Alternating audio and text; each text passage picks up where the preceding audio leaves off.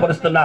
ఆ పిల్లవాడిని మరవిని ఇదిగో ఒక నీటి బుగ్గను పుట్టించినట్లుగా నీ జీవితంలో కూడా నీ సమస్యను తీర్చడానికి ఒక నీటి బుగ్గను నీ వద్దకు పుట్టించగలిగిన దేవుడు ఆయన.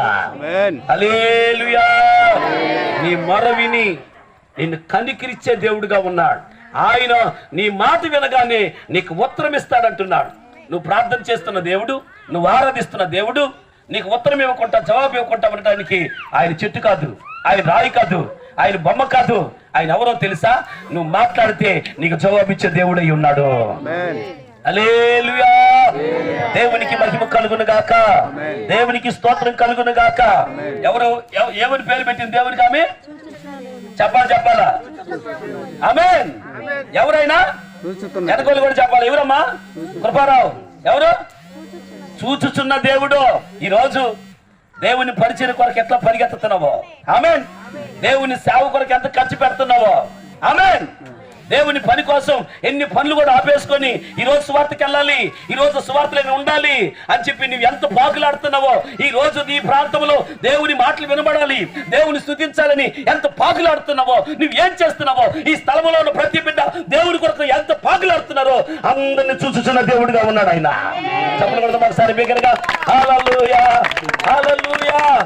ప్రియమైన బిడ్డలారా, నీ జ్ఞానము చొప్పున నీ ఆలోచన చొప్పున వెళ్ళకూడదు. నా జ్ఞానమును ఆలోచన చొప్పున వెళ్ళి నేను ఎంతో డబ్బులు సంపాదిస్తాను, నేను ఎక్కడికెక్కడికో పోయి ఏదైనా సంపాదిస్తాను అనుకుంటున్నావేమో. నో, నీ ప్రాణం దేవుని చేతిలో ఉంది. నువ్వు పూర్తిగా దేవుని పాదాల దగ్గర ఉంటే అందరికంటే గొప్పగా నేను దేవుడు దీవిస్తాడు యేసు నామములో. దేవునికి మహిమ కలుగును గాక. ఈ రోజు కోట్లు ఉన్న వాళ్ళు కూడా నెమ్మది లేక, కంటి నిండా నిద్ర లేక, కడుపు నిండా ఇదిగో సరిగా నిద్ర లేని పరిస్థితుల్లో చాలా మంది ఉన్నారు. ప్రియమైన దేవుని బిడ్డలారా, కోటీశ్వరులు కూడా మరణం వచ్చి ఎవరు తీసుకెళ్లిపోతా ఉంది. ఈ రాత్రి దేవుని సన్నిధి మనతో చెప్తూ ఉంది, ఆగరను చూసిన దేవుడు, ఒక చిన్న బిడ్డను చూసిన దేవుడు ఈ రాత్రి స్థలంలో కూడా నేను చూస్తూ ఉన్నాడు దేవుడు. ఆమేన్. ఎందుకో తెలుసా? నువ్వు కావాలి దేవునికి. ఆమేన్. నీ మాట వినగానే ఆయన నీకు ఉత్తరం ఇచ్చే దేవుడుగా ఉన్నాడు.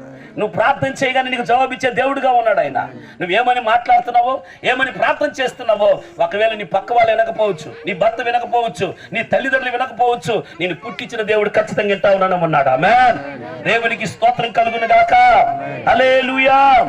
ఇంకొక వ్యక్తిని కూడా మనం పరిచయం చేస్తే మార్కు సువార్తలో 9వ అధ్యాయము 20 నుంచి 24 వచ్చిన వరకు. హల్లెలూయా. మార్కు సువార్త 9వ అధ్యాయం 20 నుంచి 24 వచ్చిన వరకు ఇక్కడ ఒక వ్యక్తి వచ్చి ప్రభు కాళ్ళ పడిపోతా ఉన్నాడు.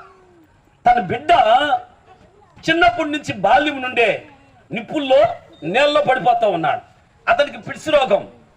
ఎక్కడ ఆ రోగం వచ్చేస్తే నిప్పుల్లో నీళ్ళల్లో పడిపోతున్న పరిస్థితి. ఎక్కడికెక్కడికో తిప్పాడు, వైద్యుల దగ్గరకు తీసుకెళ్లాడు, డాక్టర్ల దగ్గరకు తీసుకెళ్లాడు, మంత్రాలు చేసే వాళ్ళ దగ్గరకు తీసుకెళ్లారు. ఎక్కడ తిరిగి ఉన్న డబ్బంతా బాగొట్టుకుంటున్నారు. కానీ తన బిడ్డను మాత్రం బాగు చేసుకోలేకపోతున్నాడు. కడుపు నిండా అన్నం తిందామని చెప్పి మంచిగా మీతో పాటు చేపల కూర, చికెన్ కూర వండుకొని కడుపు నిండా దబరి నిండా అన్నం వండుకొని ఆడు పెట్టుకునే సమయానికి ఆ పిల్లోడికి పిడిచి వచ్చేసి ఇంట్లోనే పడిపోతా ఉన్నాడు.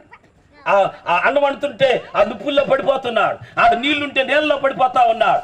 ఈ బిడ్డకి ఇట్లా పరిస్థితి ఉందని చెప్పి ఆ దబరి నిండా వండుకున్న అన్నం కూడా తినలేని పరిస్థితులు ఆ కుటుంబం ఉంది. ఈరోజు ప్రియమైన దేవుని బిడ్డరా, చాలా మంది కూడా వండుకున్న అన్నం కూడా సరిగా తినలేని పరిస్థితుల్లో చాలా మంది ఉన్నారు. ఎందుకో తెలుసా? ఒక ఇంట్లో ఒక బిడ్డ భయంకరమైన పరిస్థితులు అల్లాడిపోతా ఉంటే, భయంకరంగా విలవిల్లాడిపోయి ప్రాణమే పోతున్న పరిస్థితులు ఉంటే ఆ బిడ్డను చూస్తా తినగలుగుతారా? ఈ తండ్రి ప్రాణం అలా అల్లాడిపోతా ఉంది.